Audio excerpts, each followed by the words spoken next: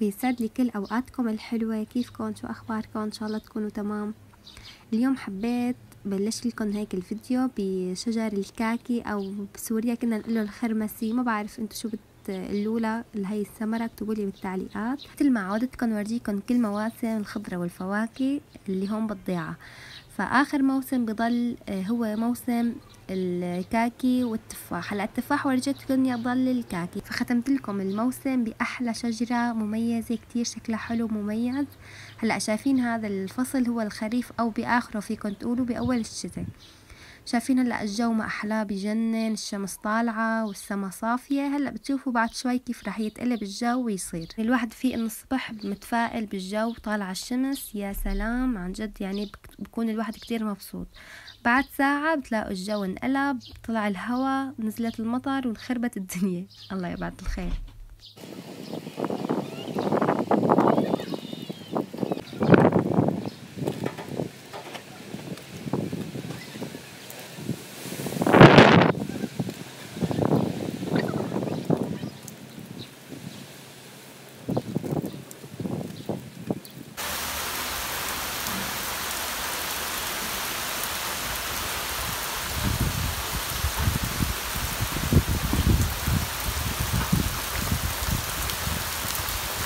وبعد ما طلع الهواء ونزلت المطر، اخر شي طلعنا القوس قزح. ما شاء الله شوفوا على هالمنظر غير شكل. هلا وبلا طول سيرة رح نصير نبلش بسلسلة اكلات شتوية.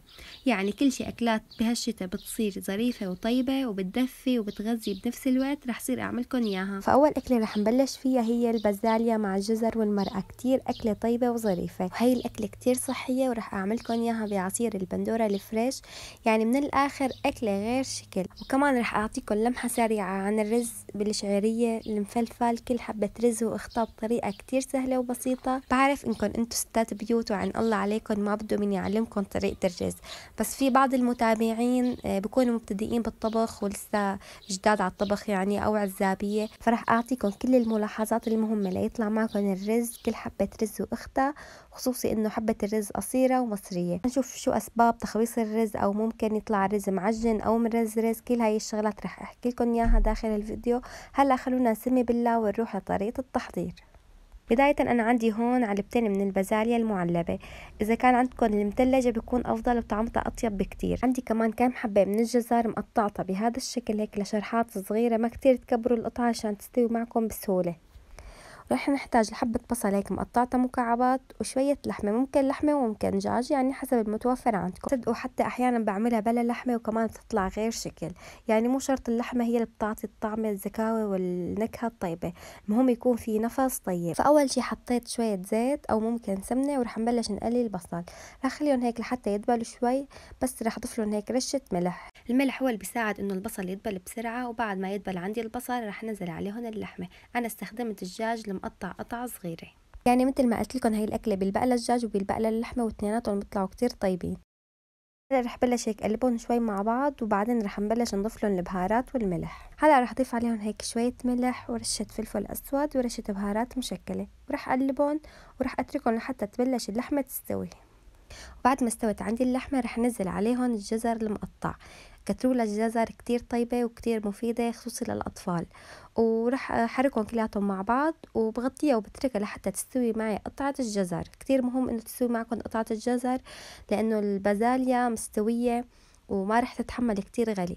فهلا بحط لها هيك شوية مي وبغطيها وبتركها لحتى تستوي عندي تماما.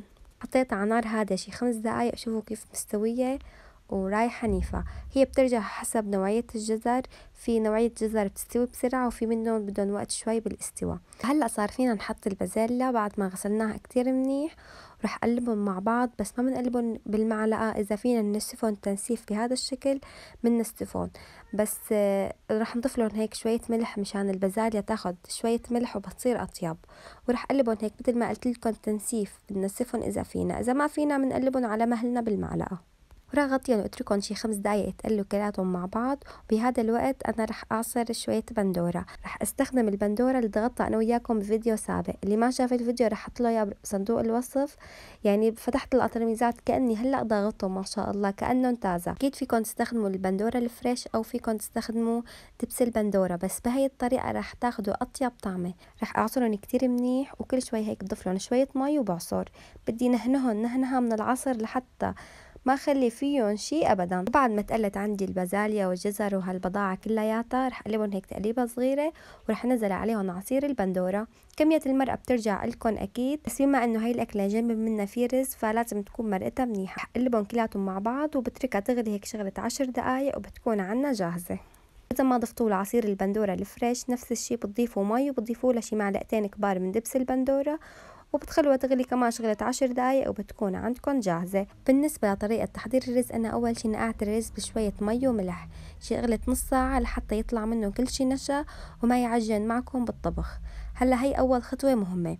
هلا تاني شي رح أحط شوية زيت وشوية سمنة بالطنجرة ورح بلش قلي الشعيرية. رح قلي على نار هادية. هلا الزيت بيعطي الرز لمعة حلوة والسمنة بيعطيه النكهة الطيبة، فما تستغنوا عنهم الاثنين بتحضير الرز. هلا نزلت عليهم الرز بعد ما غسلتهم كتير منيح، وبنحاول نحن عم نغسلهم ما نحركهم كتير حتى ما يتكسر معنا الرز وينخبز. هلا رح اضيف الملح. انا لكل كوب رز بضيف لهم معلقه صغيره من الملح، بيطلع الملح كتير راكز وتمام. هلا رح اقلبهم هيك مع بعض. كمان بنحاول نحن عم نقلبهم شوي شوي كمان كرمال ما يتكسر معنا الرز. انا من النوع اللي بحب الشعرية تكون شوي غامقة، في عالم بتحبها تكون فاتحة، فهذا الشيء ذوق شخصي وبرجع لكم. هلا رح نزل عليهم مي مغلية حصرا. لكل كوب رز كوب وثلث مي، هذا العيار تمام و100%. اهم شي تكون المي مغلية ومانا باردة لانه بيعجن الرز. فهلا هيك رح قلبهم هيك تقليبه كلياتهم مع بعض وبتركهم لحتى يغلوا. وبس غلى عندي الرز هلا رح اهدي النار على الاخير، وحب انا اغطي الرز بكيس نايلون بعدين بالغطا، لانه الغطا اللي عندي مو كتير ظريف، وكيس النايلون بيحافظ على بخار الرز حيستوي معكم احسن ومن اول حبه لاخر حبه. جربوه بهاي الطريقه وكتير رح تعجبكم. هلا رح نتركه شغله ربع ساعة 3 ساعة وبصير عنا جاهز. وهي عندي مرقة البازاليا والجزر صارت جاهزة ما شاء الله. ما تشموا الريحة غير شكل. شايفين لون المرقة ومعقدة والريحة بتشهي. جربوها هيك بنفس الطريقة وكتير إن شاء الله رح تعجبكم. وهي الرز بعد ما تهدى وصار عنا جاهز. شايفين ما شاء الله كل حبة رز واختها. هلا رح اعمله تقليبة كاملة من تحت لفوق وشوي شوي وبفرفده بهاي الطريقة. وهيك بتكون وصفة مرقة البازاليا والجزر مع الرز صارت جاهزة. خلونا نروح للتقديم ونشوف النتيجة.